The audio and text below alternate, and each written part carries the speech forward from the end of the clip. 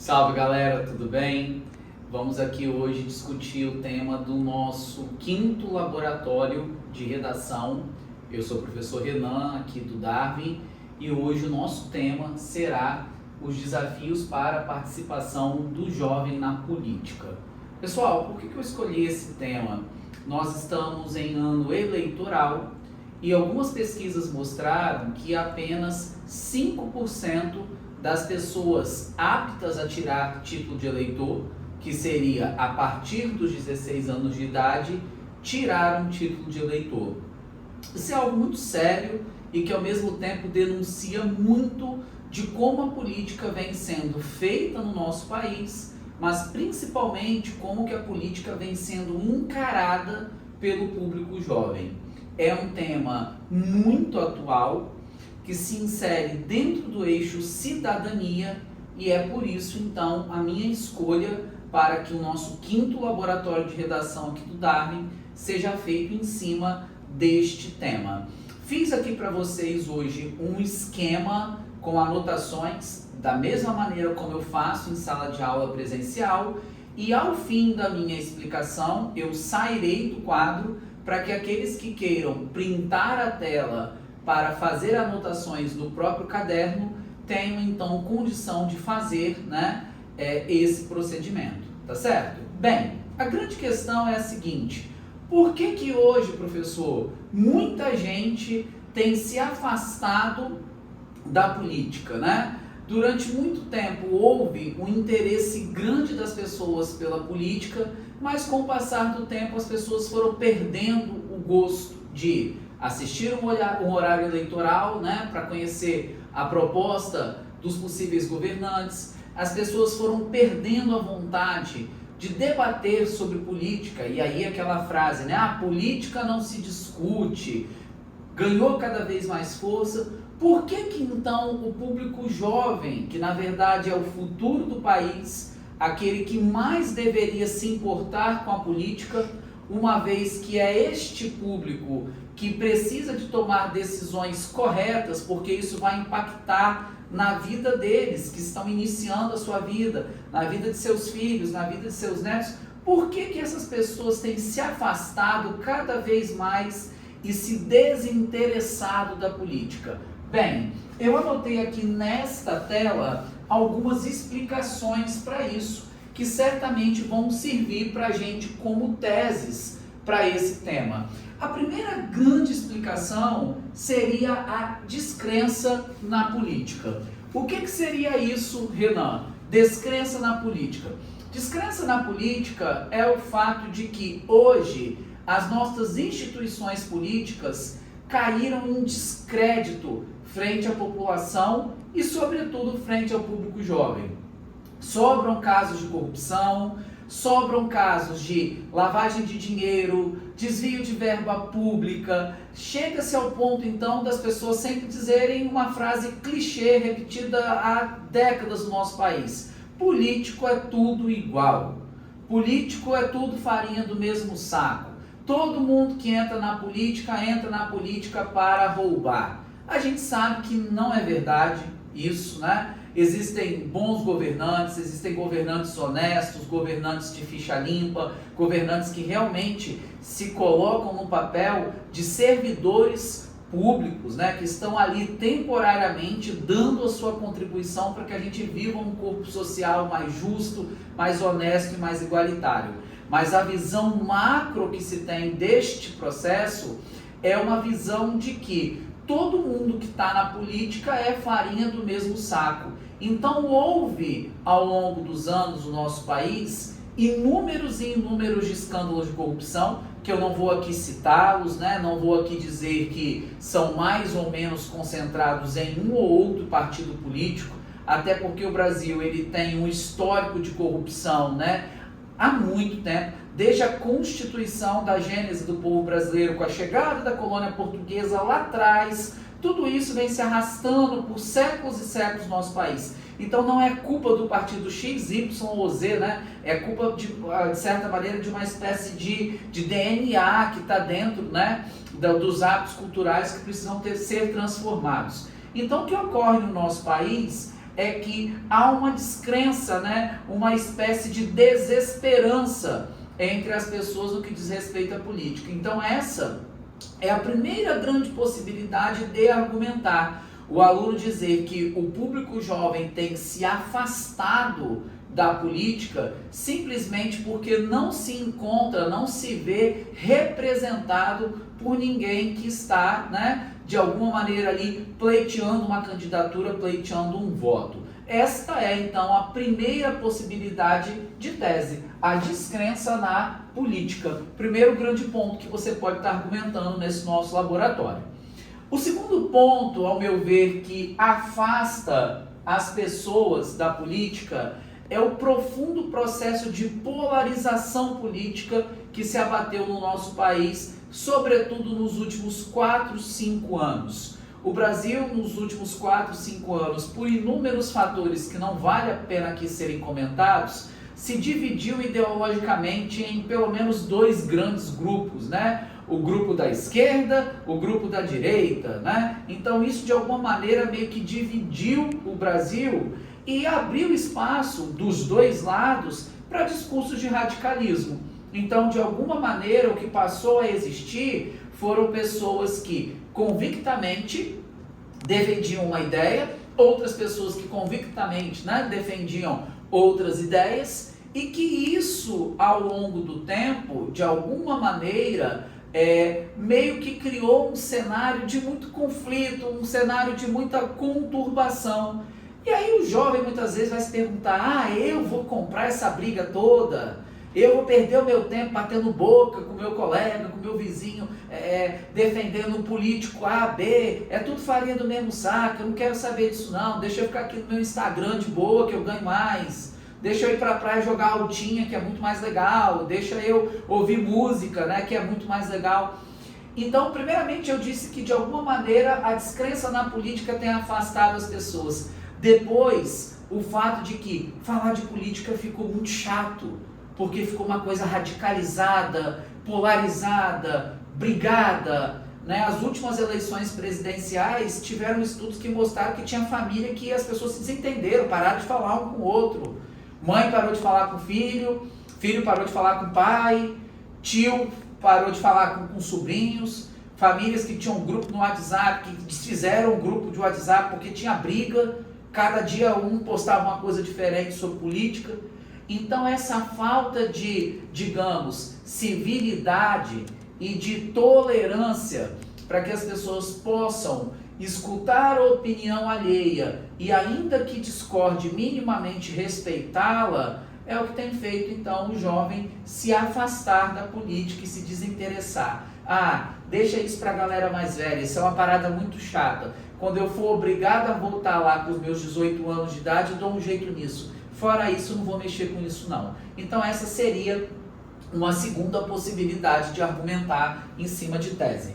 E a terceira e última possibilidade de argumentar motivo pelo qual o jovem se desinteressa da política é a ausência de discussão desse tema dentro de famílias primeiramente e depois dentro das escolas. Pessoal, o indivíduo ele é moldado.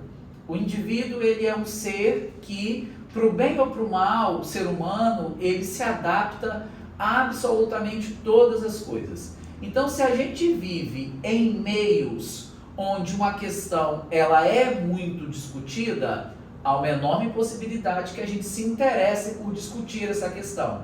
Se a gente vive um meio onde essa questão ela não é falada, a gente também incorpora esse hábito e passa a ignorar essa questão. Por que muitas famílias têm se comportado de alguma maneira meio que apolítica, ou seja, não discutindo este tema? Isso muitas vezes está ligado ao fato de que a família não quer falar isso num jantar ou num almoço de domingo para não criar conflito. Então não vou falar desse assunto dentro de casa. Bom, mas e aí o meu filho, que é um indivíduo que está em processo de formação? Qual vai ser o primeiro contato dele com a política que não passe por mim, pai e mãe, minimamente inserindo essa discussão dentro de casa? Eu vou preferir que meu filho vá formar a opinião dele por meio da internet, onde muitas vezes tem enxurradas e mais enxurradas de fake news? Qual é o papel do pai e da mãe nesse cenário? Então o pai e a mãe muitas vezes têm se omitido, né, dentro dessa questão, dessa discussão, sobretudo pelo fato de que não quer criar conflitos dentro do ambiente familiar. Essa é uma questão. Segunda grande questão envolve a escola.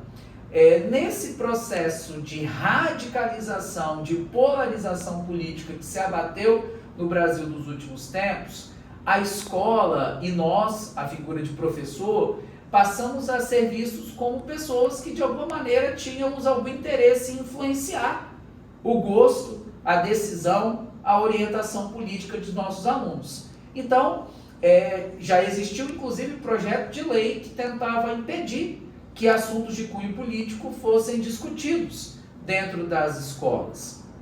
Isso é muito perigoso, é muito nocivo. Felizmente esse projeto não foi para frente, ele foi engavetado, mas o que a gente precisa entender então é que da noite para o dia determinados assuntos vistos como polêmicos passaram a não ser bem vistos nas escolas.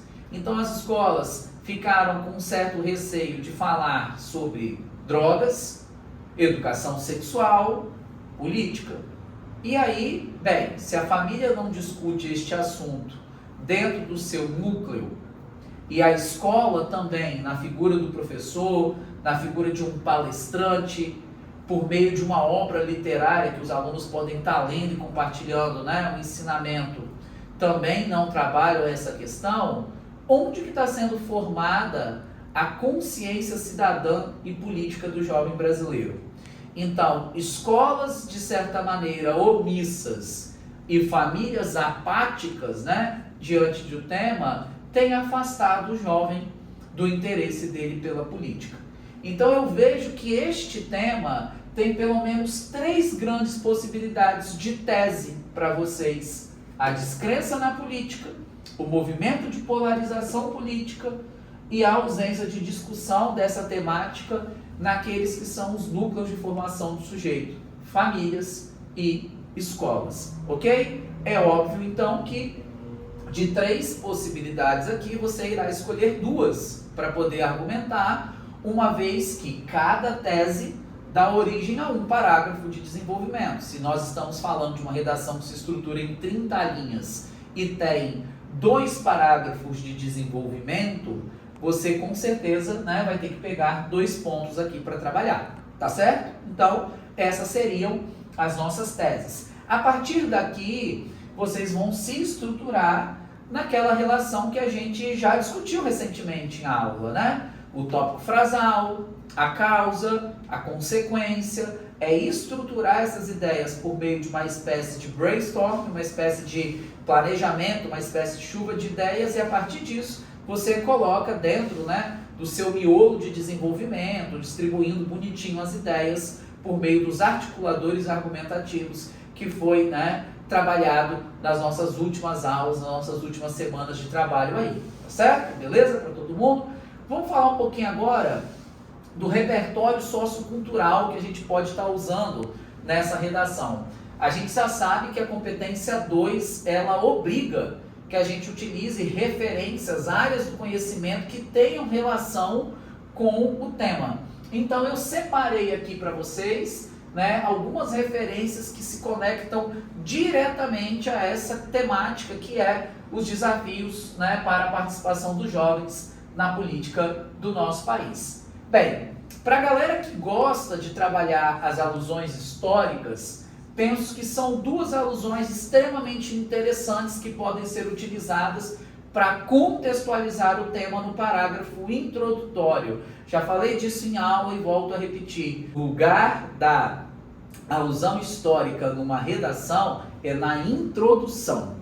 No desenvolvimento é muito complicado a gente colocar, porque pode ficar expositivo. Então, a galera que gosta de usar um parágrafo, né, de alusão histórica, fica a dica de usar isso no parágrafo introdutório para contextualizar o tema, para contextualizar o assunto. Beleza? Bem, então a primeira grande alusão histórica é falar da Grécia Antiga. né, que é o berço, né, da política, da organização política para a cultura ocidental.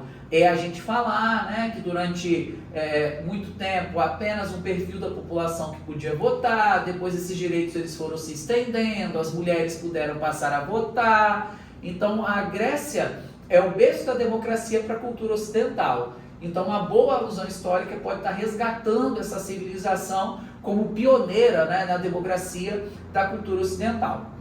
Outra alusão histórica, ao meu ver, mais interessante até que a da Grécia, envolve o movimento dos caras pintadas, que foi um movimento que, de alguma maneira, pressionou na década de 90 para o impeachment do então presidente Fernando Collor de Mello, né, que foi um presidente acusado de, né, muitos casos de corrupção e improbabilidade administrativa, e esse movimento ele eclodiu em vários lugares do nosso país, inclusive com uma presença muito forte no nosso estado, no estado do Espírito Santo, né? Os movimentos Caras Pintadas se estruturavam, né, dentro da UFES, da Universidade Federal do Espírito Santo, e dentro do então Cefetes, que hoje é chamado de IFES, né? Então as lideranças dos movimentos estudantis dessas duas instituições, né, o antigo Cefetes e a UFES, eram pessoas jovens que organizavam as passeatas, as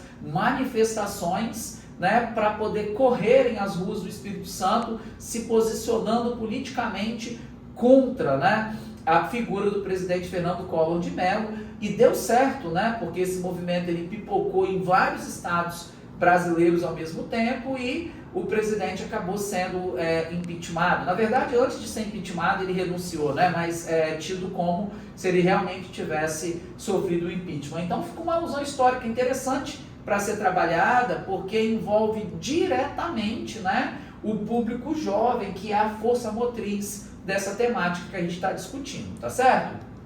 Bem, todo mundo sabe que eu também gosto muito de música, então eu sempre coloco pra gente o repertório de ordem musical.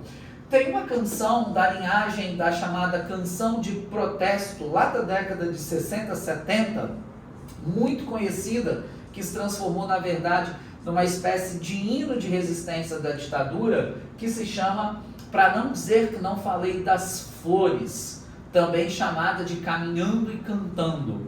Quem escreveu essa canção é Geraldo Vandré.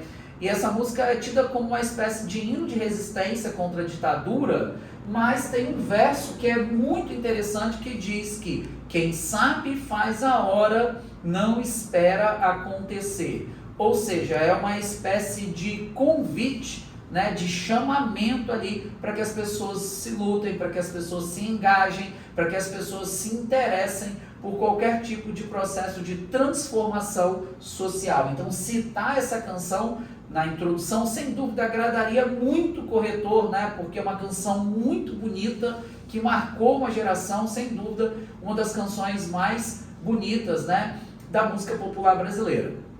Outro repertório bacana, né, da área de conhecimento, música, é uma canção de uma banda maravilhosa chamada Charlie Brown Jr., né, que tinha como vocalista o Chorão, né, que infelizmente nos deixou aí há 12 anos atrás, mais ou menos, né, 12 não, 8 anos atrás, acho que ele é de 2004, 2004 não, 2014, 8 anos atrás nos deixou aí o Chorão. Tem uma música muito legal chamada Não É Sério, e nessa música tem um trechinho que ele diz, né, o jovem do Brasil nunca é levado a sério, eu vejo o que eles dizem sobre o jovem não é sério, o jovem do Brasil não quer levar nada a sério. O que ele está dizendo nessa música, né? Que a visão que a sociedade tem, de maneira geral, do jovem, é que o jovem é um alienado que não se interessa por nada. E que a gente sabe que no fundo não é isso, né? Vocês, né, os colegas de vocês, os familiares, o futuro do Brasil é a juventude. Então essa música do Chorão, de alguma maneira, do Charlie Brown Jr., mostra, né, essa visão, de certa forma, estigmatizada, né, preconceituosa que se tem do jovem, como alguém que não manifesta um interesse por absolutamente nada. Então fica aqui duas referências de ordem musical muito interessantes para que vocês possam colocar na redação de vocês, tá certo? Bem, da literatura eu separei duas grandes referências para vocês. A primeira delas é um livro muito legal chamado Cidadania de Papel. Esse livro foi escrito por um jornalista chamado Gilberto Dimenstein. É um livro sempre muito citado na redação, inclusive pessoas adeptas, né, daqueles parágrafos fixos falam, né, a respeito do livro Cidadania de Papel, para poder falar que no Brasil a gente tem uma cidadania, de certa maneira, assegurada, né, na Constituição, mas que na prática isso não se constitui. Logo a nossa cidadania, então, prevista na Constituição Federal de 1988, não sai do papel. A gente basicamente vive, né, uma espécie de ilusão, uma Constituição que é utópica, mas que no dia a dia ela não se constitui. Então, essa referência poderia ser usada, né, a cidadania de papel, nesse âmbito de falar que uma série de direitos sociais são garantidos pela Constituição, mas que não se cumprem no dia a dia, e essa maneira negligente com que o Estado trata a população vai repercutir no jovem, que perde o interesse pela política porque não se vê representado por ninguém. Mas também pode ser trabalhado no sentido de que o livro Cidadania de Papel fala muito sobre a necessidade de que a educação política seja inserida na vida das pessoas cada vez mais cedo. E educação política, pessoal, não é doutrinar ninguém para gostar do partido A ou B, para defender o político A ou B. Educação política é simplesmente dar às pessoas a possibilidade de compreenderem o papel delas enquanto cidadã vivendo numa sociedade e num Estado democrático de direito. Então não é nada de doutrinar, influenciar, persuadir, convencer, não tem nada disso. Educação cidadã é ensinar que as pessoas consigam de alguma maneira enxergar o papel e a responsabilidade que essas pessoas têm ao viver em sociedade. Então fica aqui um repertório muito legal da área de conhecimento literatura. E depois tem um livro infanto-juvenil, né? Quando eu trabalhava com literatura, assim, com ensino fundamental 2, era sempre um livrinho que eu recomendava aos meus alunos, que é de um jornalista chamado Renato Tapajós. O livro se chama Cara Pintada, e é um livro que de alguma maneira tenta traduzir para a gente, óbvio, né, que de maneira ficcional, baseado ali nos fatos reais, um pouco dessa efervescência, digamos assim, do ambiente político brasileiro na década de 90 e a participação do jovem, né, no dia a dia, nos bastidores ali, tentando de alguma maneira, né, pressionar o governo, o movimento estudantil. É um livro muito legal, que vale a pena, mesmo que seja um livro infanto e juvenil, é um livro bacana que poderia ser citado. Falando um pouquinho agora sobre os pensadores, né, porque eu sei que aqui muitas vezes é um pouquinho mais difícil de vocês entenderem e manejarem, né, as referências aí aos filósofos e sociólogos. O primeiro pensador que eu estou sugerindo aqui para vocês é o Edgar Morin. O Edgar Morin é um filósofo francês, e o Edgar Morin ele compreende que a escola boa, a boa educação ofertada ao indivíduo, é a educação que promove um saber multidisciplinar e transdisciplinar. O que o Edgar Morin enxerga da maior parte das escolas? Um saber meramente focado no cognitivo, pragmático, cartesiano. Na visão do Edgar Morin, quase todas as escolas promovem ensinamentos descontextualizados, isolados, saberes que não dialogam com o dia a dia e com a vida do aluno.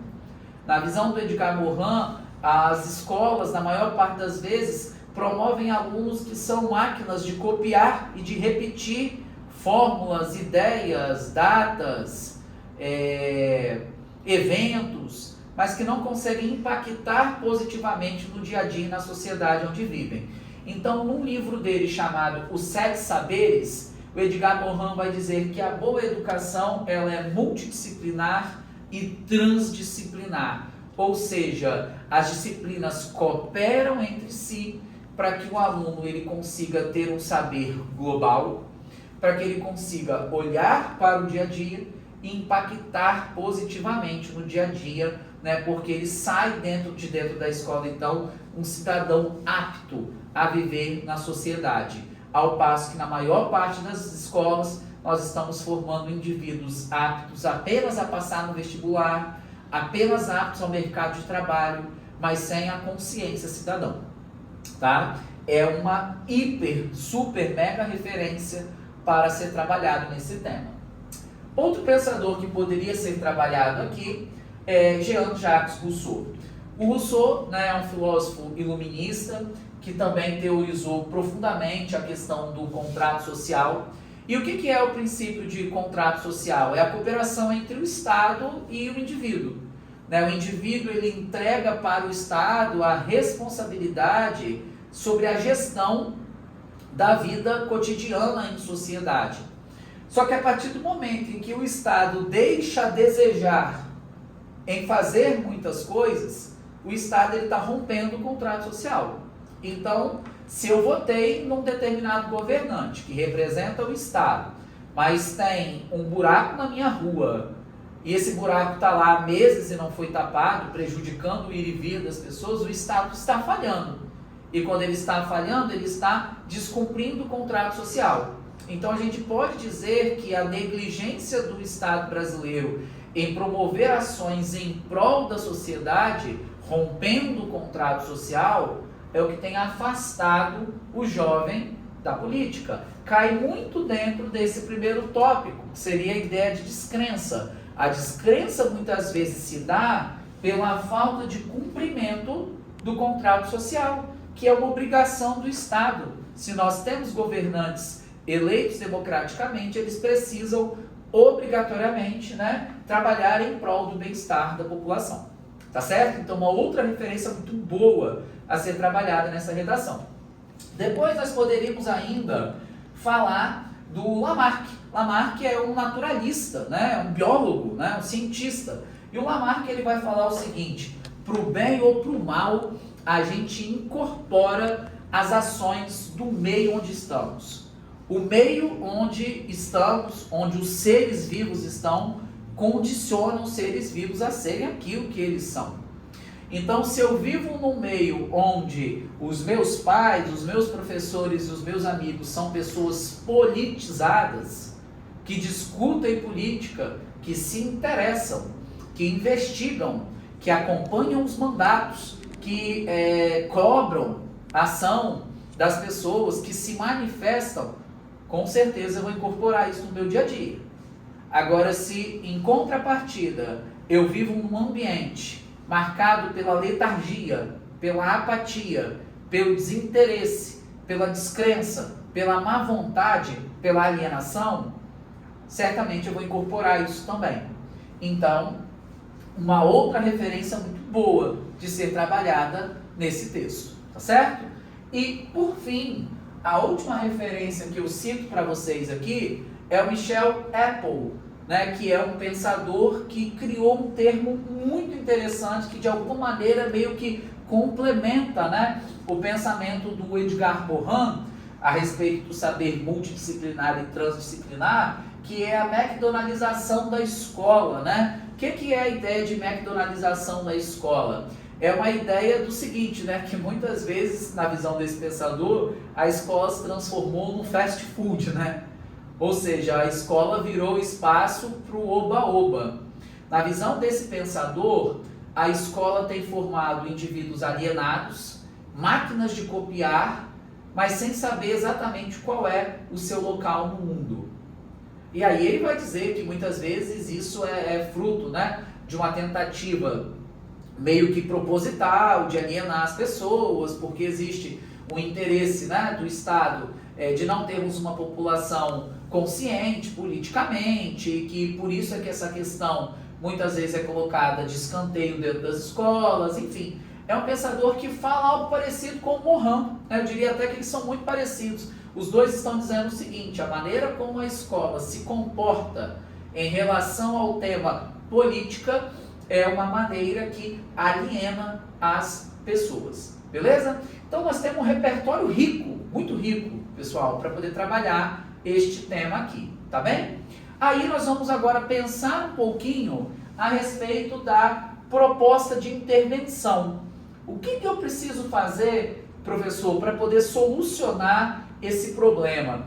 Como que nós vamos aproximar o jovem da política? Essa é a pergunta. Então eu penso que a solução para o problema esteja na mão aqui desses 3 agentes interventores. Eu não vou entrar aqui nos pormenores de detalhamento de como que monta a proposta, até porque eu preciso ver como que vocês conseguem fazer isso sozinhos, então eu vou apenas pensar aqui algumas ideias para que vocês desenvolvam isso, né, quando vocês forem montar a proposta de vocês do laboratório. A primeira possibilidade é envolver o Ministério da Educação. O Ministério da Educação, a gente sabe que ele é o responsável pelas políticas educacionais do país. E o que este ministério poderia fazer, e deve fazer, né? Ele precisa inserir dentro das escolas questões relacionadas à política. Então é preciso que a gente tenha na BNCC, Base Nacional Comum Curricular, questões relacionadas à política. É preciso que cumpra-se o que está previsto no PCN, Parâmetro Curricular Nacional, trazendo então temáticas relativas à política para o debate da escola, para que existam obras literárias a serem lidas não só nas aulas de português, mas por que não na aula de história, de filosofia e de sociologia sobre política. Por que não mostrar um documentário para os alunos, né? Ouvir músicas que falem de política. Eu citei 2 canções lindíssimas aqui, existem várias outras, do período do tropicalismo, do período da ditadura, canções lindíssimas, né, que tiveram uma importância muito grande para a conquista de direitos políticos do nosso país. Por que não usar a escola, que é um espaço, né, um espaço muito importante para a formação do indivíduo, para discutir questões relativas à política? Então, a primeira possibilidade é levar o assunto política para dentro das escolas. E aí vocês vão montar a proposta, respeitando os detalhamentos e tudo aquilo que a gente já vem trabalhando nas últimas semanas. Outra possibilidade é fazer com que a família discuta essa questão. A família, ela é o núcleo de formação primário do sujeito. A família é quem realmente, né, nos coloca no mundo e nos direciona para os primeiros passos de uma vivência em sociedade. Então a família, ela precisa discutir essa questão com o jovem, né? Como que a família vai fazer isso, professor? Bem, existem várias formas. A família, ela pode estar vendo um filme junto, lendo um livro, né, vendo um documentário, né, ouvindo uma boa música. Eu conheço famílias que educaram seus filhos tendo hábitos assim, escolhem determinadas temáticas, pegam um filme para assistir junto, né, e usa isso como uma forma de educar. Ah, eu quero falar com meu filho sobre drogas, eu não sei como eu chego nesse assunto, bom, eu vou escolher um filme, a gente assiste junto e conversa depois. Ah, eu quero ver com meu filho um filme que vai falar sobre a responsabilidade com o meio ambiente. Assiste um filme que fala sobre isso e discute depois. Com a política pode ser feito da mesma forma. Tá? Então a família, ela tem que cumprir o papel dela, que é educar, né, as pessoas para que elas vivam em sociedade. E depois nós temos a mídia, né, que é a nossa grande propagadora de informação, né? A mídia hoje, que ela é exclusivamente quase que digital, com as redes sociais, o Facebook, o Twitter, o Instagram. Inclusive, foi no Instagram, né, que nós já tivemos várias e várias manifestações de cunho político. No Twitter também, a Primavera Árabe. Né? Como que a Primavera Árabe começou, galera? Ela começou por meio das redes sociais. As pessoas se mobilizaram por meio das redes sociais e depois isso se traduziu, né, no mundo físico. Eu tenho certeza que se tivesse rede social na década de 90, o movimento dos caras pintadas, que eu citei aqui, teria sido muito maior. Porque as pessoas poderiam marcar os encontros, organizar os movimentos, né, as passeatas, as ações via rede social. Teve um tuitaço, algumas semanas atrás, aí, convocando as pessoas de 16 anos para tirarem título, porque até aquele momento era 5% só de pessoas que tinham tirado título. Ou seja, a mídia, ela precisa de nos convidar para essas questões. A mídia ela precisa propagar essas informações, ela precisa de comover as pessoas, né, para que elas se mobilizem em torno desse tema, tá certo? Repito, um tema que se insere dentro do eixo cidadania, tá?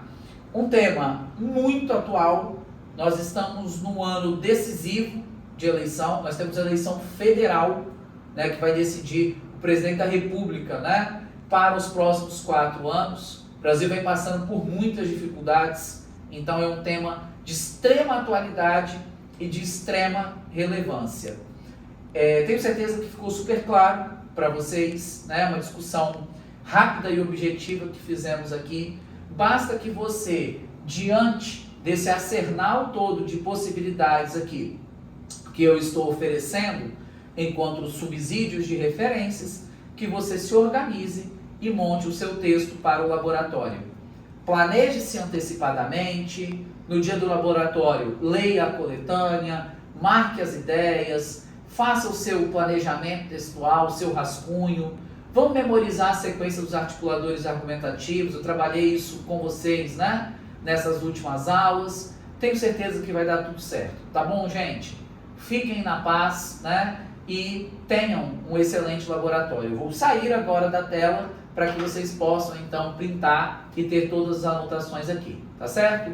Um grande abraço para todos e todas. Sucesso e até a próxima.